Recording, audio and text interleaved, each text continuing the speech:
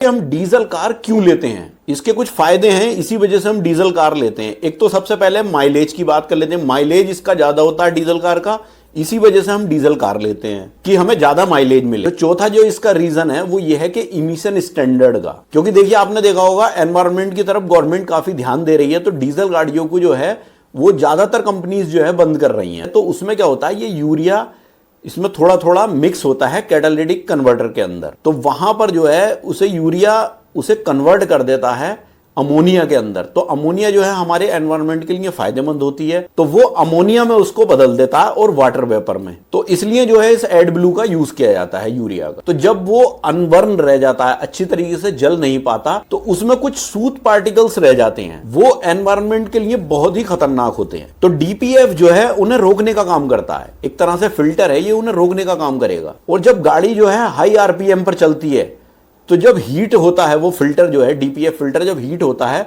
तो ये सारे सूत पार्टिकल्स जो है वो जल जाते हैं। आए दिन कुछ दिनों में ही आपको ये डीपीएफ रीजनरेशन करना पड़ेगा, तो इसके लिए आपको टाइम भी देना पड़ेगा और आपका डीजल भी खराब होगा।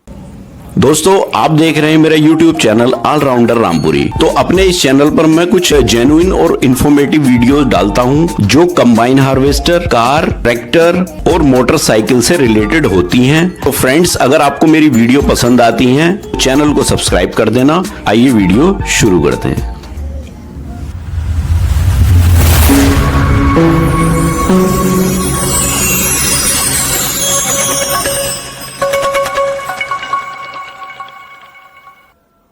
तो दोस्तों, आज की इस वीडियो में जो हम बात करने वाले हैं, देखिए वो कार से रिलेटेड बात करने वाले हैं। तो दोस्तों, जैसे कि आपने टाइटल में देख लिया होगा कि हमें सिटी में जो हम कार चलाने के लिए लेते हैं, तो उसमें हमें डीजल कार नहीं लेनी चाहिए। तो इसके बहुत सारे रीजन हैं, उसकी आज हम इसमें डिटेल से इस वीडियो में बात करने वाले हैं।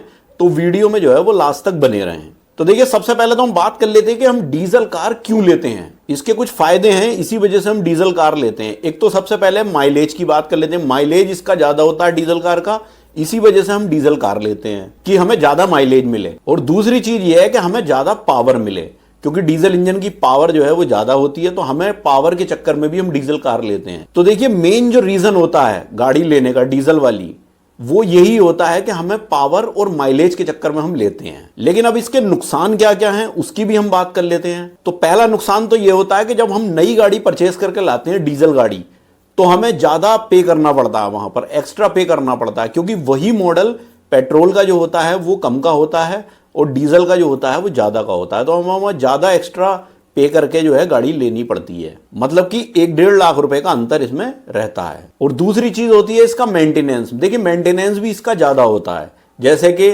सर्विसिंग इसकी ज्यादा पैसों की होती है पेट्रोल के मुकाबले।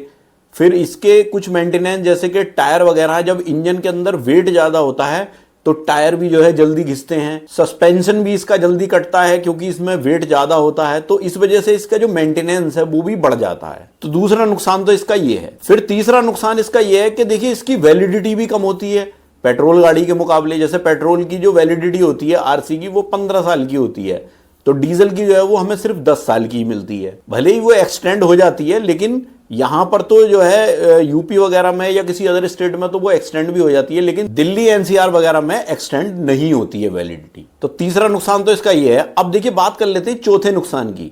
जो चौथा जो इसका रीजन है वो ये है कि इमिशन स्टैंडर्ड का, क्योंकि देखिए आपने देखा होगा एनवायरमेंट की तरफ गवर्नमेंट काफी ध्यान दे रही है, तो डीजल गाड़ियों को जो है वो ज्यादातर कंपनीज जो है बंद कर रही हैं। और गवर्नमेंट के ऑर्डर हैं कि बहुत कम जो है डीजल गाड़ियां, और अगर हैं भी तो वो उसका जो नॉर्म्स हैं, इसके जो स्टैंडर्ड है उन्हें फॉलो करनी चाहिए। तो इमिशन स्टैंडर्ड के चक्कर में भी जो है गाड़ी की कॉस्ट जो है वो बढ़ जाती है, उसका खर्च बढ़ जाता है।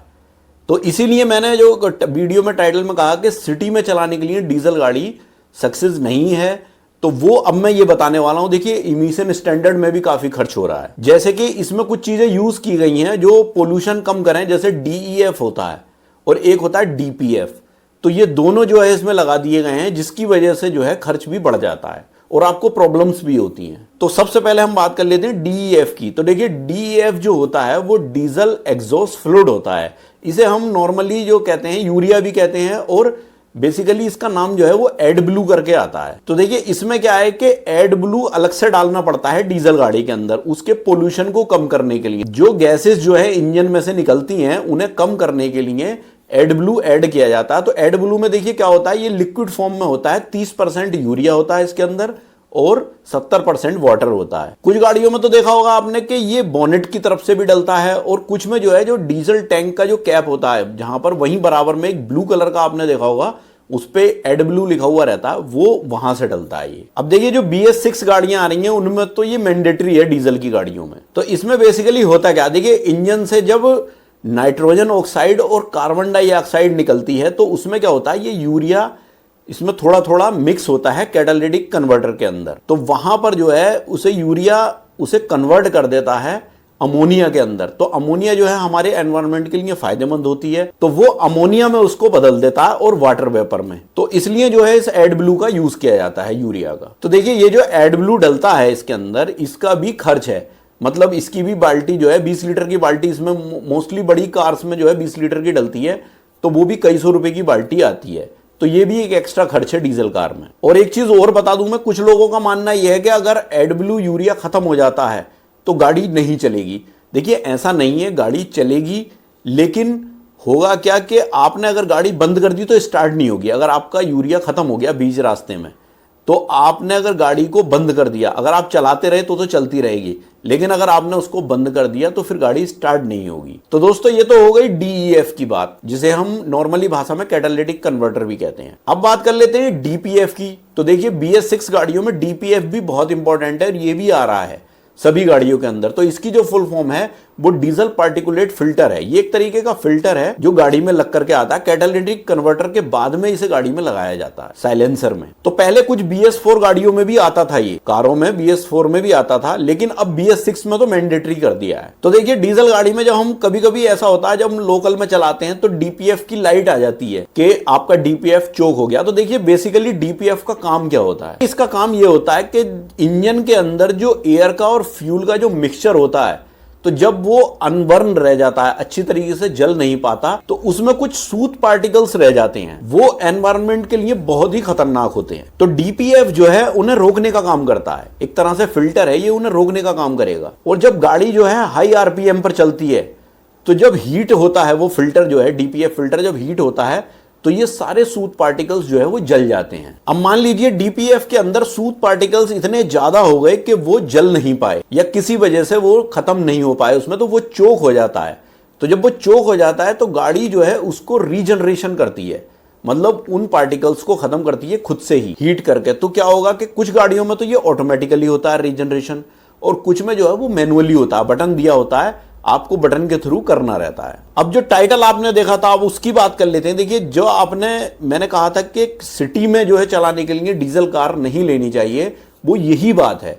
अगर आप शॉर्ट डिस्टेंस पर गाड़ी चलाते हैं, आपकी पर डे की रनिंग बहुत कम है और लोकल में ही आप चलते हैं, तो देखिए ये जो DPF है ये ब्लॉक हो जाता है, ये सूत पार्टिकल्स जल नहीं पाते और ये DPF क्लीन नहीं हो पाता, और फिर ये रीजनरेशन होता है। तो इसमें जो है कम से कम 30 से 40 मिनट लग जाते हैं। हाई RPM पर गाड़ी चलती है। अगर आप इसको मैनुअली करते हो, जैसा मान लीजिए आपने गाड़ी खड़ी कर दी, या आप हाई स्पीड पर इसे जो कम से कम 2-2,500 चक्करों पर आपको इंजन को चलाना पड़ेगा, जब वो हीट होगा तब ये सूट पार्टिकल्स खत्म होंगे, वरना तो आपके मीटर में ब्लिंक एक लाइट आती रहेगी कि आपका DPF चोक है। तो सिटी में तो आपको फिर यही करना पड़ेगा, आए दिन कुछ दिनों में ही आपको ये DPF रीजनरेशन करना पड़ेगा। तो इसके लिए आपको टाइम भी देना पड़ेगा और आपका डीजल भी खराब होगा। और लोकल में जब आप गाड़ी चलाएंगे रेगुलर, तो देखिए ये बार बार चोक होता रहेगा आए दिन, क्योंकि जब ये चोक हो जाता है तो फिर गाड़ी एक्सीलरेटर नहीं लेती, पिकअप नहीं आता उसके अंदर। देखिए जो लोग लॉन्ग डिस्टेंस पर गाड़ी चलाते हैं डीजल कार, तो उनका तो ये प्रॉब्लम बहुत कम आती है, क्योंकि उनके चलते चलते में ये चीज हो जाती है,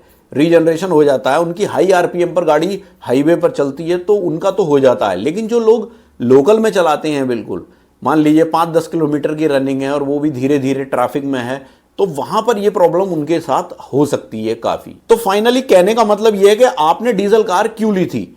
माइलेज के चक्कर में।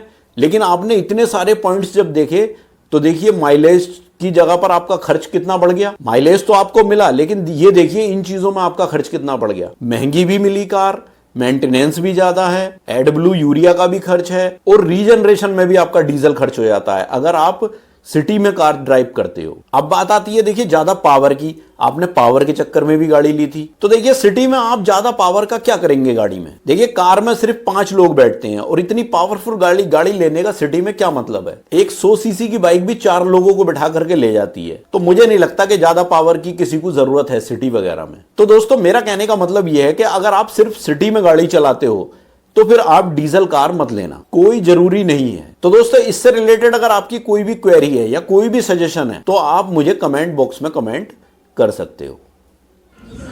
तो फ्रेंड्स आई होप कि ये वीडियो आपको पसंद आया होगा, और वीडियो आपको पसंद आए तो प्लीज वीडियो को लाइक करें, ज्यादा से ज्यादा शेयर भी करें, और अगर आप मेरे चैनल पर नए हैं तो प्लीज चैनल को सब्सक्राइब करें। तो मिलते हैं इसी तरह की किसी नेक्स्ट वीडियो में, तब तक के लिए थैंक यू, बाय।